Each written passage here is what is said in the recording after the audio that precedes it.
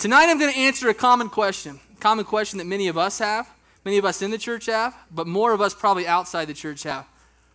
Or at least it's a question maybe people haven't asked, but they've at least thought of. And here's the question. Ready? You could ask it in a lot of different ways, but the gist of the question is this. Why isn't there any evidence of the existence of God apart from faith when not everyone has faith? Okay, let me rephrase that. Given that our God is a loving God, if our eternity hangs in the balance, why doesn't God just show up so all of us can see him? Let's start off by looking at Hebrews chapter 11. This particular passage is known as the Hall of Faith. Hebrews 11, it's kind of an OCD, it's kind of an obsessive compulsive description of faith. And so I'm not going to read every word, I'm going to fly right through it. So get your ears ready. Here we go, I'm going to go quick. Hebrews chapter 11, starting with verse 1. Now faith is being sure of what we hope for and certain of what we do not see. This is what the ancients were commended for. By faith we understand that the universe was formed at God's command, so that what is seen was not made out of what was visible. By faith Abel offered God a better sacrifice than Cain did. By faith he was commended as a righteous man when God spoke well of his offerings. And by faith he still speaks, even though he is dead. Verse 5, by faith Enoch was taken from his life so that he did not experience death. He could not be found because God had taken him away. For before he was taken, he was commended as one who pleased God. And without faith it is impossible to please God, because anyone who comes to him must believe that he exists and that he rewards those who earnestly seek him. Okay, so here we are at a significant intersection. Significant in what the scriptures seem to tell us, that without faith we have no relationship with God, that our eternity hangs in the balance around this thing called faith.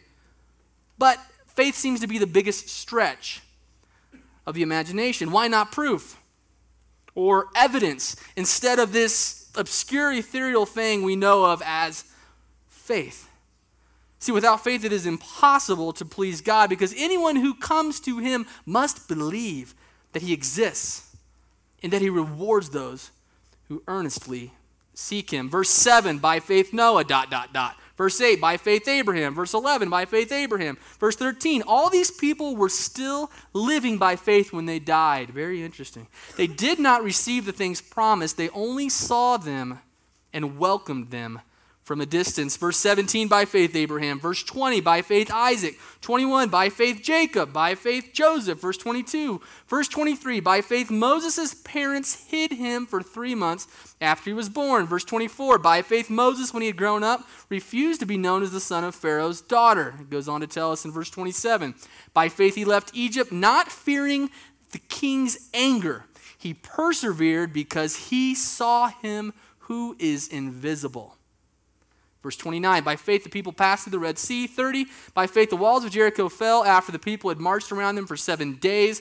31, by faith the prostitute Rahab, because she welcomed the spies, was not killed with those who were disobedient. 32, and what more shall I say? He goes on and on and on and on. But then he concludes in 39. These were all commended for their faith, yet none of them received what had been promised. God had planned something better for us, so that only together with us would we be made perfect. So it's all great, right? Hall of Faith. It's all great when you have faith. It's exciting when you're living in it. It's exhilarating to read the story about someone who lives by faith, who exists by faith, who conquers by faith, and even who dies in faith. But it seems if all eternity hangs in the balance, why then faith? Well, I guess we have to go to the beginning to understand why faith is necessary to actually have a relationship with God. We need to understand the backstory. But first of all, I want to make a declaration. Okay, here it is. Ready for it? A confession before I continue. And it's that faith is nonsense.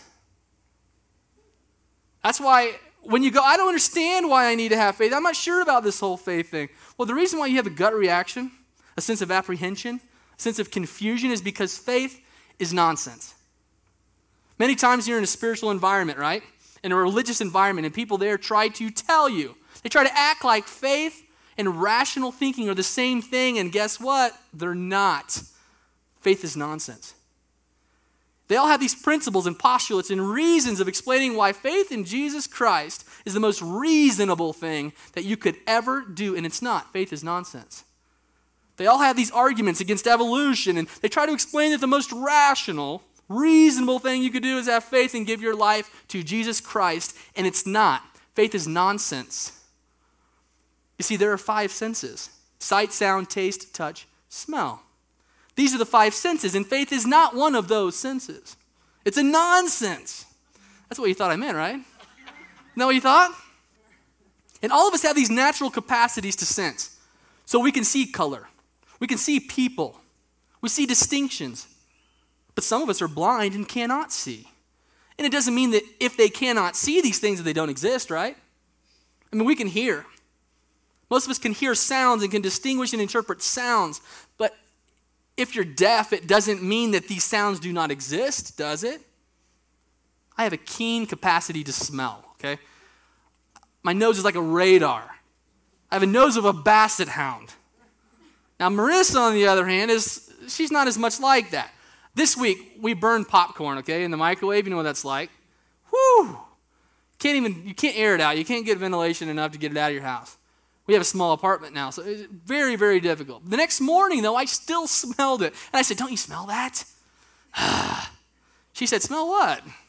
See, some people can smell better than others, but if someone can't smell, doesn't mean that there aren't aromas out there. Doesn't mean that there aren't odors out there, does it? Last week we talked about the physical anomaly, and I saw this on Oprah. I don't watch Oprah very often, but I watched it a couple times. And this summer I remember an episode of Oprah when they talked about this anomaly that some people have where they cannot feel pain. You ever heard of this? They can't feel pain. I mean, you literally could put a knife in these people's legs and they wouldn't even feel it. Now, we think that's a superpower. We think that should be like a character on Heroes. But it's not. You want to know why? Because if your leg is broken, you need to feel pain to recognize the break as you're running down the basketball court doing further damage. Just because they can't feel pain does not mean there's not something wrong. We need our senses to recognize that some things are real and exist. But there are people who are deaf and blind, and people who cannot taste, cannot feel, and cannot smell.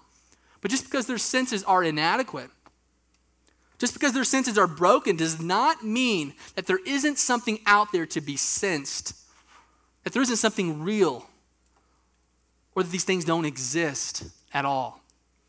But do you have to leap as high as faith to find a non-sense? I mean, there are other nonsenses out there, right? Yeah, there are.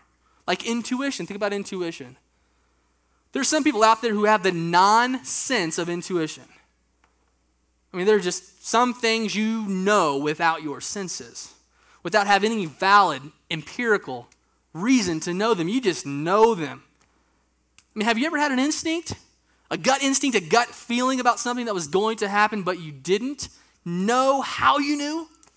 Because none of your senses could validate it? Anyone had that happen to you? You see, there are human non-senses like emotions. Emotions are non-sensical. I mean, have you ever seen two teenagers in love? Are you kidding me? There's nothing sensical about that. No offense, but there's nothing sensical about that. There's nothing. When you hate someone, you begin to act unreasonably because of hate. When you love someone, you begin to act in a way that is unreasonable because of love. You see, there are human emotions and dynamics and experiences and forms of information that are non-sense oriented. Doesn't mean that they're not true, but that humans are complex and have multiple ways of knowing. You see, faith is a non-sense. It's the language that we use to describe the fact that there is something out there that exists that our senses cannot perceive adequately. Leads us all the way back again to Genesis chapter 3. Adam and Eve are looking at the tree that they're not supposed to eat from, and it gives us the framework that the serpent was like the most crafty of all the animals. And the serpent says, look here, look here. This is a really nice looking tree. The fruit is shiny, it's warm, and it's attractive. And then it says that Adam and Eve ate from the tree that God told them not to eat from. And the moment they ate from it, they died.